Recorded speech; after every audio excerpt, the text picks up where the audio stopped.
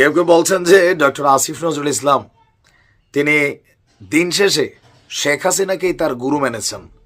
কেউ কেউ বলছেন যে না ভাই, শেখ হাসিনার যে ফর্মুলাটা ছিল কিছু কিছু ক্ষেত্রে এটা সঠিক ছিল, আস্তে আস্তে আমাদের সরকার বসতেছে।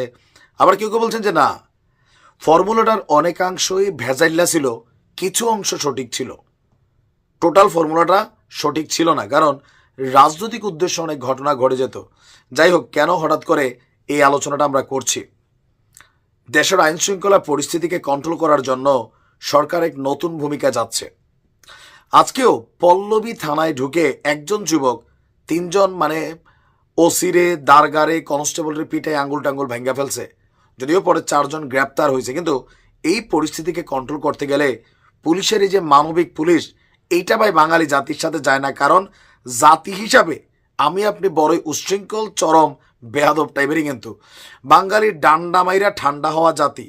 মিষ্টি কথা দিয়া এই দেশে আপনি কাজ আদায় করবেন, আইন শৃঙ্খলা পরিস্থিতি ব্যালেন্স করবেন, বাংলাদেশ এটা সম্ভব না।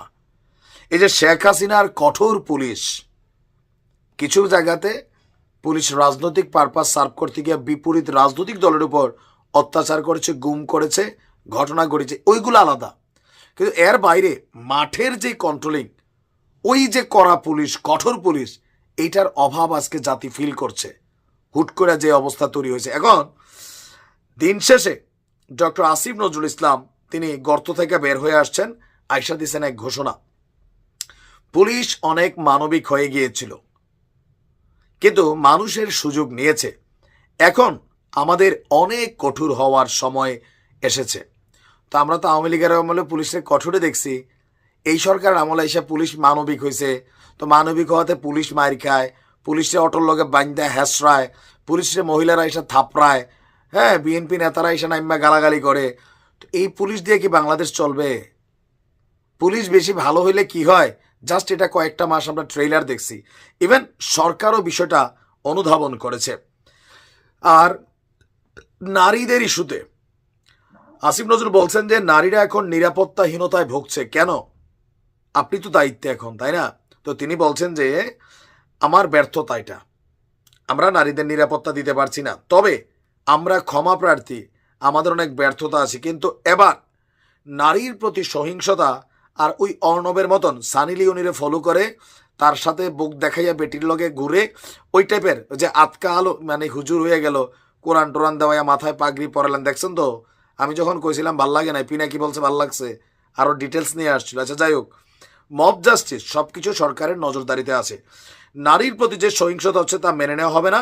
এই সরকার সব ধরনের প্রশাসনিক ব্যবস্থা নিতে বদ্ধপরিকর, এমনকি কঠোর রূপে আইন শৃঙ্খলা পরিস্থিতিকে ব্যালেন্স করার জন্য পুলিশ সামনে থেকে কাজ শুরু করবে।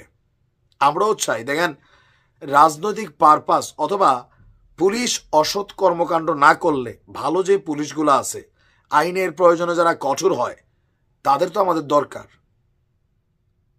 এটা দরকার। আর পুলিশ কোনো জায়গায় কঠোর হলে এখন নতুন একটা খেলা, ওই পুলিশ লীগ, শেখ হাসিনার পুলিশ লীগ থাপড়ায় দাঁত ফলাই দিতে হবে। আমাদের পুলিশ ভাইদেরকে এই অথরিটিটা দিতে হবে। একজন অপরাধীরে ধরতে গেলে এখন সারা বাংলাদেশে দেখবেন কিচ্ছু হলে এখানে শেখ হাসিনার সেট আপ রয়েছে, ওইখানে এটা রয়েছে, এইটা আছে, সেইটা আছে বইলা লিগেল জিনিসটি লিগেল হয়ে যাচ্ছে, বিশেষ করে পুলিশের বেলায়।